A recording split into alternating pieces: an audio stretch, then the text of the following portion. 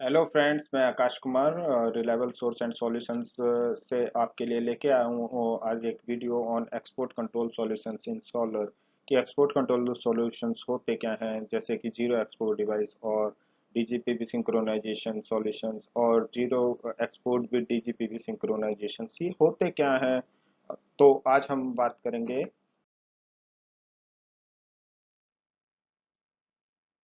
कि export control होता क्या है सोलर के अंदर।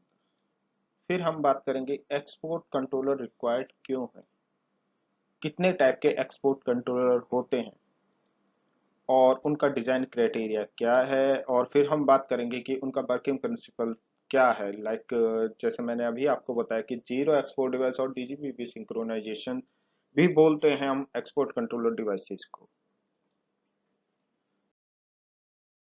आज हम पहले बात करेंगे एक्सपोर्ट कंट्रोलर होता क्या है। एक्सपोर्ट कंट्रोलर क्या करता है कि जो मॉनिटर करता है जो आपकी पावर डिमांड है लोकल लोड्स पर, आपके एग्जिस्टिंग कंट्रोल पैनल पर। फिर क्या करता है कि आपके जो पावर है वो कितनी प्रोड्यूस हो रही है सोलर पावर प्लांट से, और अगर आपने एक सिंगल इन्वर्टर लगा रखा है तो उससे कितनी पावर प्रोड्यूस हो रही है। फिर ये क्या करता है, उसको चेक करता है कि आपकी पावर कहीं ज्यादा प्रोड्यूस तो नहीं हो रही है जो आपकी सोलर लोकल डिमांड है उससे। क्योंकि अगर ज्यादा प्रोड्यूस हो रही होगी तो अगर आपका डीजी पिक्चर में, क्योंकि आप एक ऑन ग्रिड पावर प्लांट की बात कर रहे हैं हम इसमें, क्योंकि हाइब्रिड एंड ऑफ ग्रिड में इसकी रिक्वायर्ड नहीं होती, क्योंकि हाइब्रिड में इंटरनल फंक्शन होता है एक्सपोर्ट कंट्रोल को कंट्रोल करने का। तो ऑन ग्रिड पावर प्लांट में कि अगर आपकी ज्यादा हो रही है power produce in comparison to आपका कितना लोड है, तो वो क्या करेगा, आपका जब ऑन ग्रिड इन्वर्टर है तो उसकी आपका नेचर होता है कि वो जिधर से उसको रेफरेंस वोल्टेज मिल रहा हो, अगर आपका डीजी से उसको रेफरेंस वोल्टेज मिल रहा है या आपका ग्रिड से उसको रेफरेंस वोल्टेज मिल रहा है, तो वो उधर आपकी पावर को फ्लो कर देगा जो आपकी एक्सेस पावर प्रोड्यूस हो रही है। तो उसको रोकने के लिए एक डिवाइस होती है, आप उसको बैक काफी नामों से जान सकते हैं। जीरो एक्सपोर्ट डिवाइस जान सकते हैं आप, सिंक्रोनाइजेशन सॉल्यूशंस के नाम से जान सकते हैं आप, डीजीपीवी सिंक्रोनाइजेशन के नाम से जान सकते हैं, बैकफिट प्रिवेंटर के नाम से जान सकते हैं, बैकफिट मैनेजर के नाम से आप उसको जान सकते हैं। तो ये काफी सारी डिवाइसेस होती हैं। वो क्या करता है, वो आपके सोलर इन्वर्टर को कमांड करता है कि आपका लोड इतना है।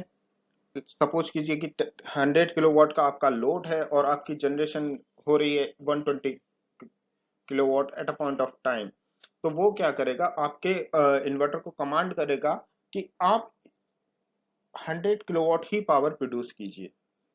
और अगर मैं बात करता हूँ तो कुछ एक्सपोर्ट कंट्रोल डिवाइसेस क्या होते हैं, वो सिर्फ प्रिवेंट करते हैं कि आपका जैसे ही आपकी 100 किलोवाट पर लोड आया, तो वो आपका तुरंत इन्वर्टर को शट ऑफ कर देंगे। आपका एक्सेस अमाउंट जो भी होगा पावर का, सपोज कीजिए कि अगर आपका सोलर जनरेशन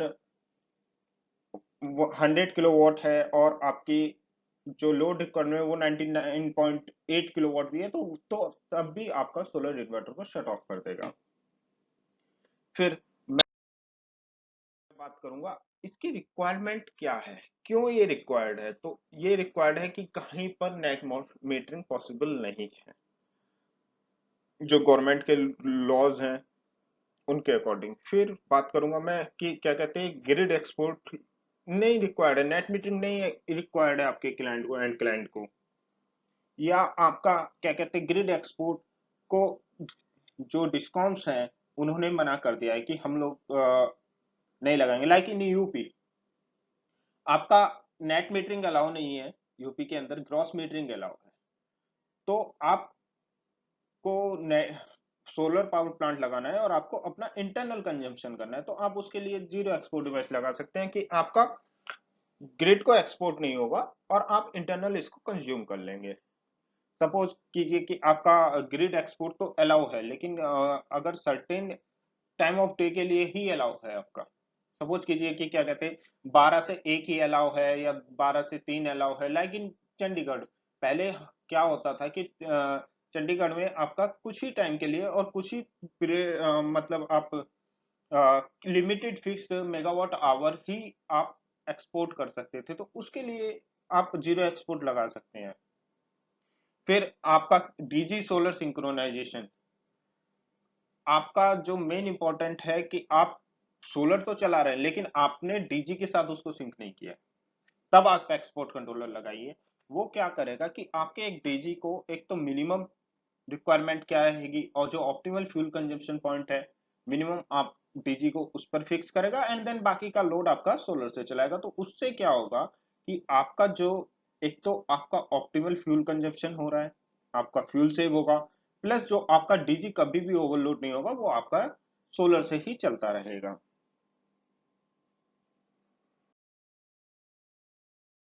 देन फिर मैं बात करूंगा कि कितने टाइप के एक्सपोर्ट कंट्रोलर्स होते हैं, डीजी सोलर सिंक्रोनाइजेशन और जीरो एक्सपोर्ट डिवाइस कितने टाइप के होते हैं। तो पहले मैं बात करूंगा सोलर प्रिवेंटर की। सोलर प्रिवेंटर क्या करता है, सोलर प्रिवेंटर आपका कोई भी एमसीसीबी हो या आपका कट ऑफ रिले हो, उससे क्या करेगा कि जैसे ही आपका रिवर्स पावर को सेंस करेगा थ्रू सिटीज, आपका रिवर्स पावर सेंस किया कि आपका एक्सपोर्ट तो नहीं हो रहा है, और जैसे ही एक्सपोर्ट होगा वो आपका ब्रेकर टिप करा देगा या इन्वर्टर टिप करा देगा।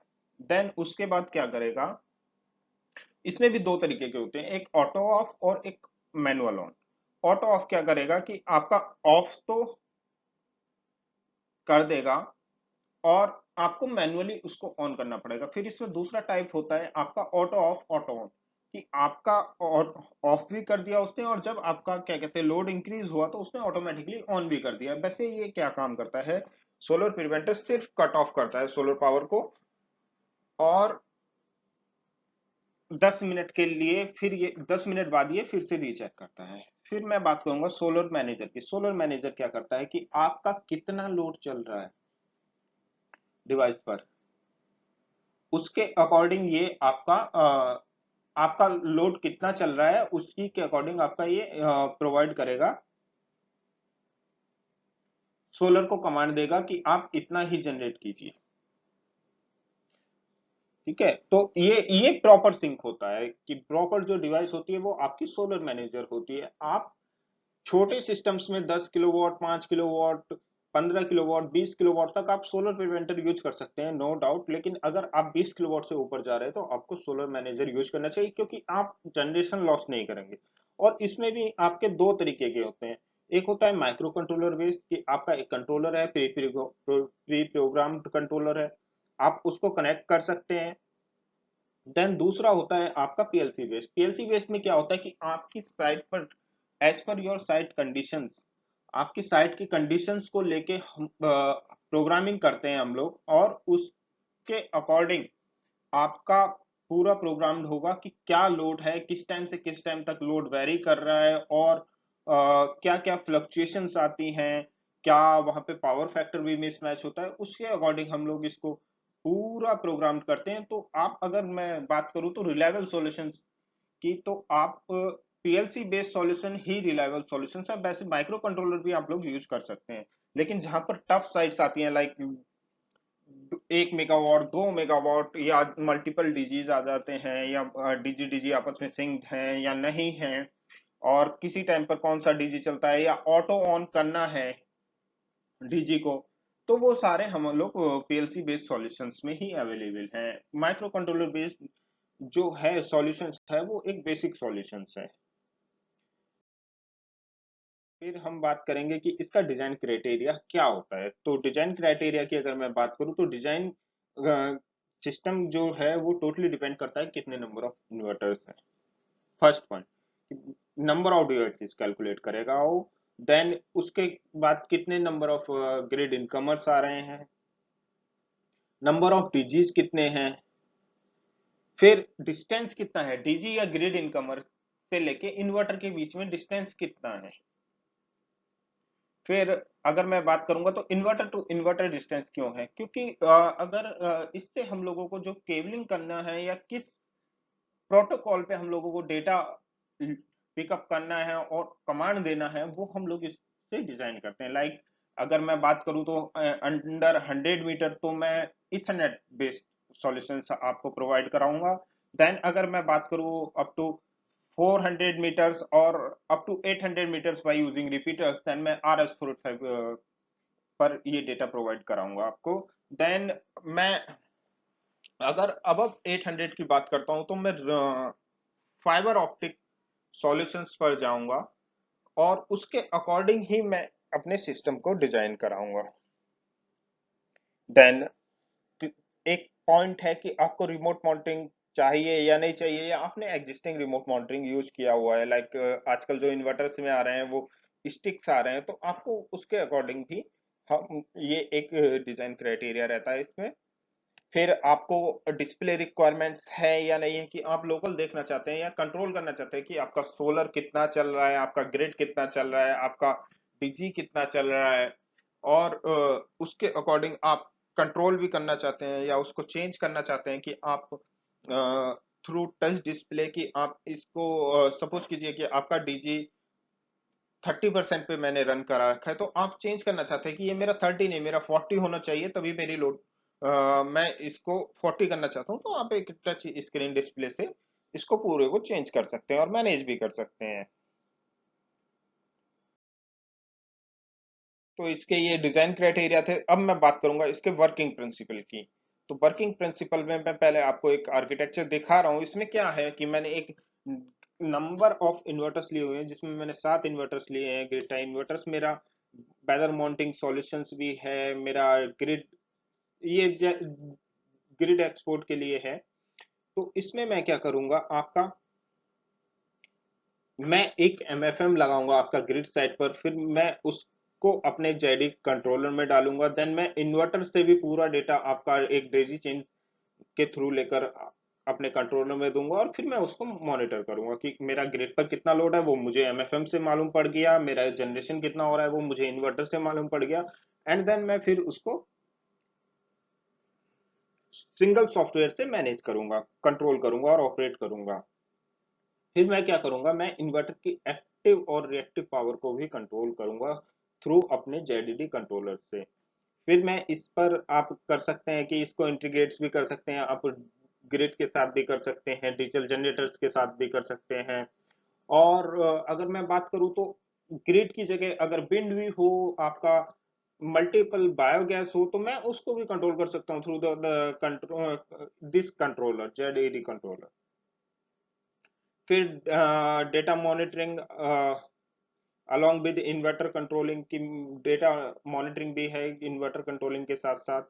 ये मेरे फीचर्स हैं। और आपका जो वर्क कर रहा है वो आपका कम्युनिकेशन मॉडबस टीसीपी आईपी या आपका RS-485 पर वर्क कर रहा है।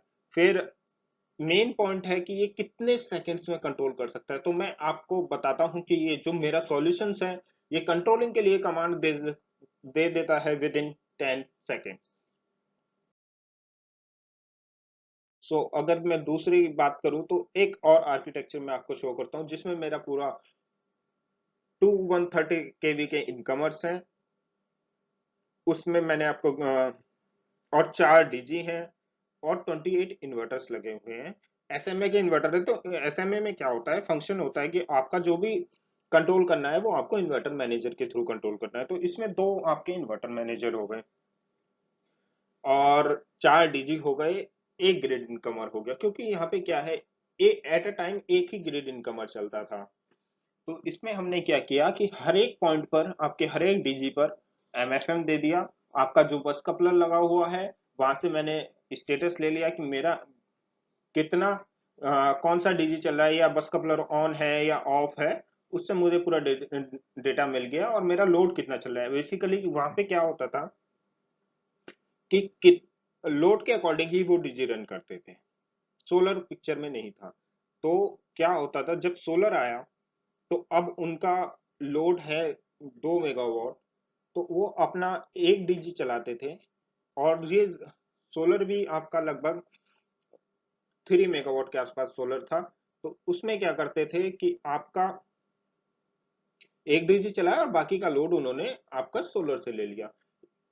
और सेम आपका मल्टीपल फीडर्स थे वहां पर, और सेम ही अगर 2 डीजी की रिक्वायरमेंट है 2 डीजी, 3 डीजी की रिक्वायरमेंट 3, और 4 की रिक्वायरमेंट है 4, आपस में डीजी भी सिंक थे और दोनों अलग अलग फीडर पे भी कनेक्टेड थे। तो ये पूरा आर्किटेक्चर है एक, आपको समझने में इसमें आसानी होगी कि कैसे आप डीजी 1 और डीजी 2 और डीजी 3 डीजी 4 और ग्रिड को भी आपस में सिंक कर सकते हैं। और इसमें मैंने अलग अलग 2 फीडर्स को डिवाइड कर दिया था, किया हुआ था वो ऑलरेडी क्लाइंट ने, कि आपका एक जो मेरा कंट्रोलर है वो कंट्रोल करेगा आपके इन्वर्टर मैनेजर 1 को, और दूसरा जो कंट्रोल करेगा वो इन्वर्टर मैनेजर 2 को। तो बेसिकली अगर मैं बात करूं तो, और आपको समझाऊं कि एक पिक्चर के थ्रू, या मैं आपको बताऊं, तो अगर मेरा लोड 100 किलोवाट चल रहा है, सपोज कीजिए, अब मैं बेसिकली एक आपको डिफरेंस बताता हूँ सोलर मैनेजर में और सोलर प्रिवेंटर में। तो अगर मेरा लोड 100 किलोवाट चल रहा है, मेरा सोलर जनरेट कर रहा है आपका 110 किलोवाट। ओके, तो मेरा सोलर मैनेजर जो है वो क्या करेगा, वो आपका 100 किलोवाट पे सोलर इन्वर्टर को रन कराएगा, और जो मेरा सोलर प्रिवेंटर है तो वो क्या करेगा, वो आपका 100 इन्वर्टर को कट ऑफ करा देगा। तो आपका पावर लॉस, जो बेसिक डिफरेंस है वो यही है कि आपका पावर लॉस कितना होगा, कि आपका जो, जब मैं सोलर मैनेजर यूज कर रहा हूं तो आपका पावर लॉस है ओनली 10 किलोवाट, और जब मैं आपका solar inverter solar preventer use कर रहा हूं तो तब आपका पावर लॉस है 110 किलोवाट्स का फॉर 10 मिनट्स। तो ये एक ह्यूज डिफरेंस है दोनों में, कि कितना आपका पावर लॉस हो रहा है। फिर इसके बाद अगर आपको कोई भी नॉलेज चाहिए तो मेरी वीडियो में नीचे लिंक है, वेबसाइट का लिंक है, और वहां पे आप जाके हम लोगों के जो इसके डेटा शीट्स हैं आप उसको चेक कर सकते हैं, और आप हमें भी कांटेक्ट कर सकते हैं। तो अगर मैं बात करूं तो हमारे जो प्रिंसिपल अलायंसेस हैं वो हैं आपके रोटोसॉल के साथ है, फ्यूमर के साथ है, एलमैक्स के साथ है, आउटबैक पावर के साथ है, जैक्सन के साथ है, डेल्टा के साथ है, Statcon energy and Statcon electronics India के साथ, फिर सिनाइडर इलेक्ट्रिक, ग्रो वॉट, आपका UTL, Enertech, LNT, Patanjali and Socomec. These are our principal alliances and partnerships. और